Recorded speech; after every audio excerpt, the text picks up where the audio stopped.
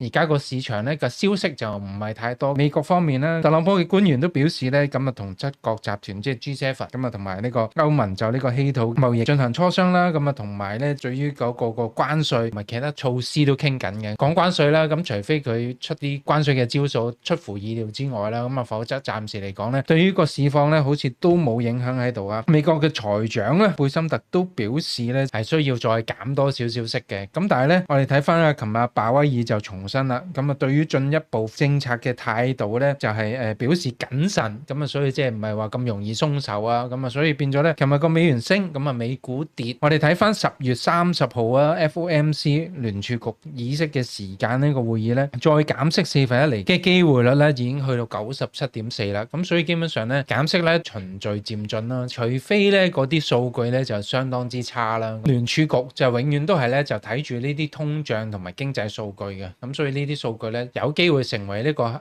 後市息口去向嘅重要指標啦。咁啊講緊嚟緊一周我哋嗰個預期啦，因為下周咧就開始接近黃金周噶啦，就呢啲位置嘅嚟講咧，個恆指嘅區間咧就25,900到26,800嘅機會咧都係呢900點嘅區間度運行啊。下個星期咧就接近黃金周嘅時間咧，我哋點樣超前部署咧？因為黃金周始終咧就係第一，我哋都期望會有啲政策出台可以支持個大市。咁但係第二咧，始終都係一個叫國內長假期咧，變咗好多人咧都會趁住啲高位就食咗糊先，咁啊寧願翻嚟再部署㗎。咁啊所以下星期咧就有機會咧就有啲叫獲利平倉嘅情況出現啦。咁大家咧當然啦可以留意下一啲嘅旅遊股啦，咁啊同埋一啲嘅豪賭股啦，咁同埋一啲嘅零售股啦，或者係呢啲內需嘅股份啦。咁啊希望國策嚟講咧有機會支持到相關嘅股份。咁啊譬如大家就要自己去揾下相關嘅股份嘅板塊嘅龍頭股啊，咁啊就個勝算就會比較高噶啦。